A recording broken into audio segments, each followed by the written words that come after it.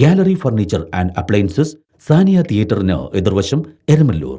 അവർ sister concern Grand Furniture Mart, Eramalloor. Grand Galaxy, Thuravoor. പഞ്ചാരി മേളത്തിന്റെ അരങ്ങേറ്റം കുറിച്ച് പകൽവീട് അമ്മമാർ. അങ്കമാലി നഗരസഭാ പരിധിയിൽ നസ്രത്ത് സിസ്റ്റേഴ്സിന്റെ നേതൃത്വത്തിൽ പ്രവർത്തിക്കുന്ന സ്നേഹക്കൂട് പകൽവീട്ടിലെ അമ്മമാർ പഞ്ചാരി മേളത്തിൽ നടത്തിയ അരങ്ങേറ്റം നഗരസഭാ ചെയർമാൻ മാത്യു തോമസ് ഉദ്ഘാടനം ചെയ്തു. പ്രായം വെറുമൊരു അക്കം മാത്രമാണെന്ന് തെളിയിച്ച് 70 വയസ്സും 80 വയസ്സും പിന്നിട്ട പകൽവീട്ടിലെ 10 അമ്മമാർ മാസങ്ങൾ നീണ്ട പരിശീലനത്തിന് ശേഷമാണ് അരങ്ങേറ്റം കുറിച്ചത്. സെബിൻ നായത്തോട്, വിഷ്ണു നായത്തോട് എന്നീ മേളവിദ്വാൻമാരുടെ ശിക്ഷണത്തിലായിരുന്നു പരിശീലനം.